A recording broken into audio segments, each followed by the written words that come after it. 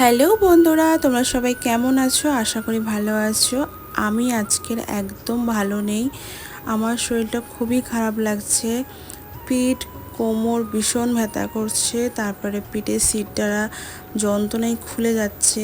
ঘাড় এত ব্যথা করছে যে বলার নয়। তারপরে বুকও জ্বলে যাচ্ছে।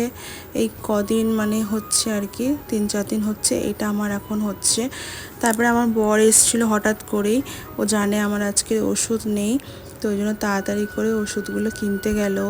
ও বলছে, ও সকালেই দেখে গেছে যে ওষুধ নেই, তো একটা ফাঁক টাইম পেয়ে গেল, কাজের ওখান থেকে চলে এলো। তারপর আমার ছেলেকে বললাম, বাবা তুলিস না ওই মশারিটা, আজকে মশারিটা একটু ধোবো। এত কালি ওরে, মশারিটা পুরো কালি হয়ে গেছে। আমাকে সপ্তাহেও যায় না, প্রায় সময় আর কি কাচতে হয়, কিন্তু আমার তো শরীর চলে না। বর যখন টাইম পায় তখনই কাছে, ওকে আর প্রেশার দিই না। ও যেমন যেমন কাজ করতে পারে সেরকমই করে, আমি আর কিছু বলি না। কিন্তু আজকে বলবো যে একটু ভিজিয়ে দিয়ে রাখো, তুমি লাঞ্চের টাইমে এসে ধুয়ে দেবে। দেখো এই ট্রেটাকে দেখলেই বুঝতে পারবে এত কালি ওর এখানে। তো আমার ছেলে বলছে, মামা এই টেডিটাও ধুয়ে দাও। আমি বলছি, না বাবা, এখন টেডি ধোবো আমি তো পারবোই না, বাবা যখন পারবে তখন করবে। তবে ওষুধগুলো এনে দিল, আমি ওর ওষুধগুলো নিয়ে বসে গেছি। ওষুধগুলো খাই, এমন না যে ওষুধ না খেয়ে আমার শরীরটা খারাপ করছে, এমন নয়। কিন্তু এটা আমার প্রত্যেক দিনই হচ্ছে, ওষুধ খেলেও হচ্ছে, ওষুধ না খেলে এগুলো হয় না, কিন্তু পিঠ কোমর তো ওটা ব্যথা করবেই, এটা তো কমন ব্যাপার। তারপরে বুকটাও জ্বলছে, ওষুধ খেলেও কাজ করছে না। তারপর বর আমাকে হট ব্যাগটা দিয়ে দিল, বললো কোমরে দিয়ে বসো। বর বললো যে আজকে আর কিছু রান্নাবান্না তুমি করবে না, চুপচাপ বসো, যা রান্না হবে সিদ্ধ ভাত তাই এসে খাবো, কিন্তু তুমি আগে রেস্ট করো। যদি খাবার নাও হয় তো কোনো ব্যাপার নেই, কিন্তু তোমার শরীরটা আগে। তো আমি বসে গেলাম যতক্ষণ পারবো। আমি বেশিরভাগ এই জায়গাটায় বসি, বেশিরভাগ বসে থাকি। শুয়েও তো কোনো লাভ হয় না, এই সময় শুতেও কষ্ট হয়, সব কিছুতেই কষ্ট, এপাশ ওপাশ করতেও কষ্ট হয়। তারপর আমার ছেলে আমাকে বলছে, দেখো কি বলছে, কি সেজেছিস? মাম্মা সেজেছিস? ও আচ্ছা আচ্ছা, আমি নাকি বাবু, ও নাকি মাম্মা হয়ে গেছে আজকে। এই যে ওর কাজকর্ম দেখলে আমার ভালো লাগে, ওই সব করে ঘরের মধ্যে একা একা কী করবে।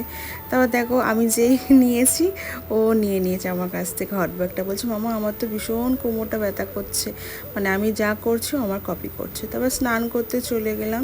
ছেলে দেখো না কম্বল গায়ে দিয়ে বসে আছে, এসিটা হালকা করে রাখলেও প্রচুর ঠান্ডা হয়ে যায় ঘরটা। তারপর আমার বর মশাই চলে এসছে, ও এখন মশারিটা কাচছে। তো দেখো অনেক কালি বেড়ায় এখানে, এত কালি ওড়ে। তো তারপর দেখছি যে আরও দুজন ওইখানে বসে আছে, তার মধ্যে আমার ছেলেও আছে। ও দাঁড়িয়ে দাঁড়িয়ে কী করছে কে জানে।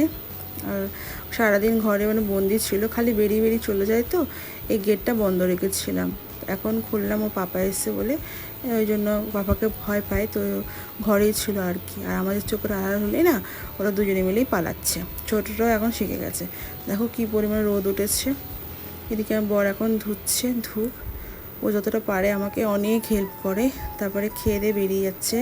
আজকে আমি রান্নার রেসিপি তুলতে পারলাম না, ওই লাউ মাছের মাথা দিয়ে হয়েছিল, ডাল হয়েছিল, এইসবই হয়েছিল। ছেলেকে একটু আপা দিচ্ছে দেখো, আর ছেলেও দিচ্ছে আপা। তারপর দেখছি পাপাকে প্রণাম করতে যাচ্ছে, এরকম আর কি। ও তো বারবার বলে যায়, বাবা তুমি মামাকে একদম ঝামেলা করবে, আমার শরীরটা ভালো নেই। তারপর দেখছি যে আমার ছোটুও বুঝে গেছে, লিও বুঝে গেছে যে এবার পাপা চলে যাবে, পিছন ছাড়ে না, আর ওকে খালি খ্যাপায় আমার বর। তারপর চলে যাচ্ছে আমার বর। দেখো আমার ছেলে বেরিয়ে পড়েছে, ও সারা দিনটাই ঘরে থাকে, বেরায় না। বিকেল টাইমে যদিও একটু বেরায়, তারপর আমি ওকে বার করি না বেশি, কারণ খুব দুষ্টুমি করে, তো আমিও সামলাতে পারবো না, চেল্লামিল্লি করতে পারবো না, কষ্ট হয়। আমার বর দিকে চলে যাচ্ছে, বাইক করে দিল। চলো আমরা এবার রেস্ট করব, আমি তো রেস্ট করছি বসে বসেই মোটামুটি, কিন্তু শুইনি, এবার শোবো। সকাল থেকে বসে বসেই আছি। দেখি ঢুকি ঘরে, এই যে দেখো আরও দুজন তো সেই কামড়াকামড়ি লেগে যায়, তুই আগে যাবি না আমি আগে যাব, এরকম শুরু হয়ে যায় ওদের কামড়াকামড়ি। আমিও একটু ভিডিও ক্লিপ তুলি, আমার ভীষণ ভালো লাগে ওদের দুষ্টুমিগুলো, ওদেরকে নিয়ে সময় কেটে যায়। তারপর বসে গেলাম, লাঞ্চের পর যে ওষুধপালাগুলো আছে ওগুলো নিয়ে বসে গেলাম।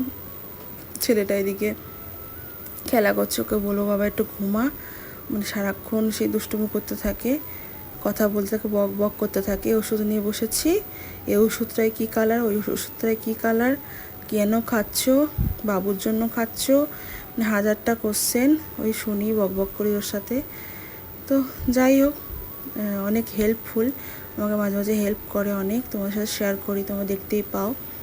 জলটা খেয়ে একটু শুয়ে, মানে মাথা ছানতেও পারিনি, চান করে অমনি আর কি বসেছিলাম চুপচাপ, পিঠটা সোজা হয়ে, এত মানে পিঠটা ব্যথা করছিল।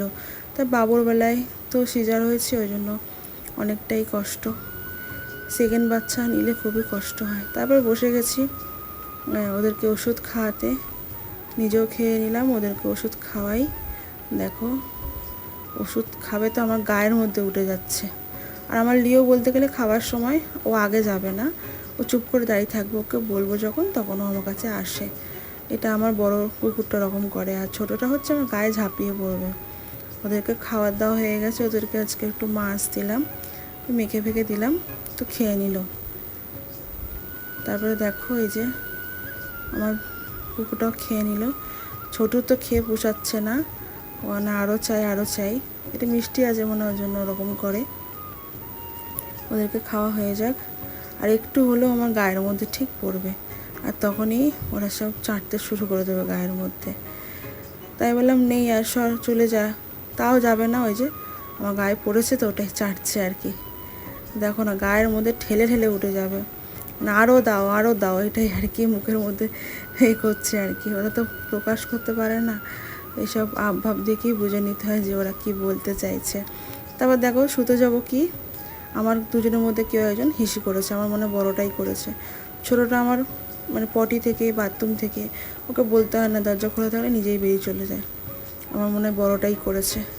তো এইদিকে দেখো ছেলে ঘুমিয়ে গেছে, ও কম্বল গায়ে দিয়ে চুপ করে শুয়ে আছে, ঘুমিয়ে যাবে আস্তে আস্তে। চলো আমি শুই।